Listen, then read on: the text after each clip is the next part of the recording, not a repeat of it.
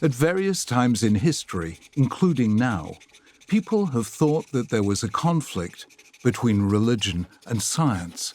At the time of Galileo, when religion was the stronger of the two, religious belief was used to reject science. Today, when science is stronger, it's sometimes used to reject religion. In fact, though, this whole idea is mistaken.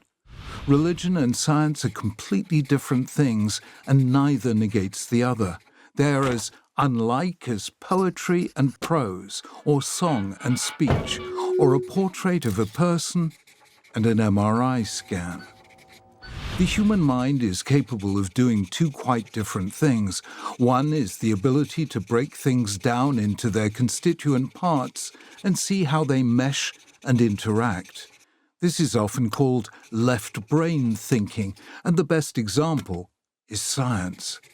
The other, often called right brain thinking, is the ability to join events together so that they tell a story, or to join people together so that they form relationships. The best example of this is religion. To put it at its simplest, science takes things apart to see how they work. Religion puts things together to see what they mean. And we need them both, the way we need the two hemispheres of the brain. Science is about explanation. Religion is about interpretation. Science analyzes. Religion integrates. Science breaks things down to their component parts. Religion binds people together in relationships of trust. Science tells us what is. Religion tells us what ought to be. Science describes. Religion inspires, beckons, calls. Science practices detachment. Religion is the art of attachment, self to self, soul to soul. Science sees the underlying order of the physical world. Religion hears the music beneath the noise. Science is the conquest of ignorance. Religion is the redemption of solitude. One way of seeing the difference is to think about their relationship with time. Science looks for causes of events, and a cause always comes before its effect. How did the window break?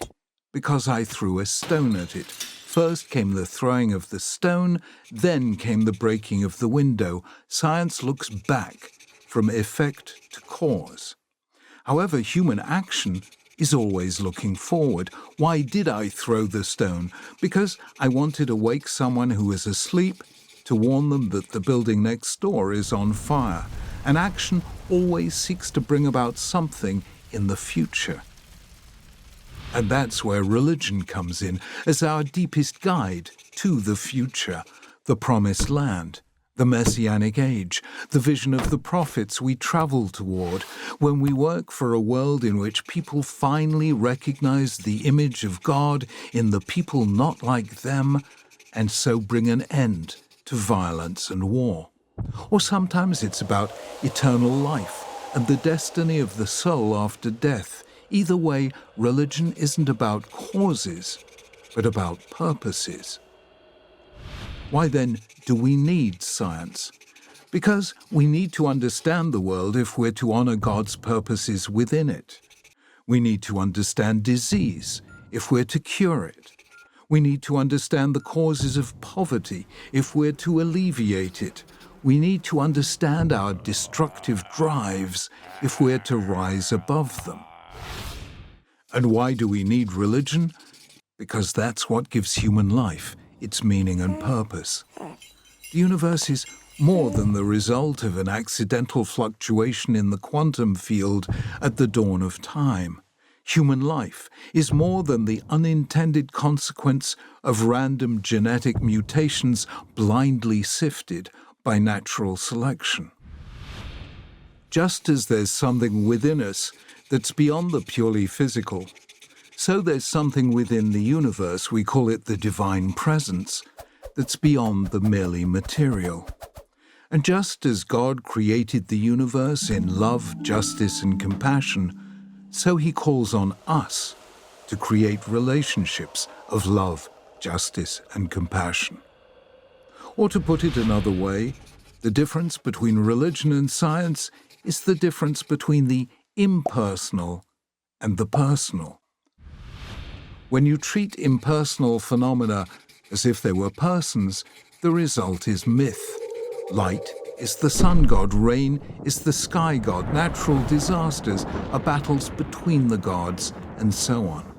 Science was born when people stopped telling stories about nature and instead observed it. In other words, when they relinquished myth.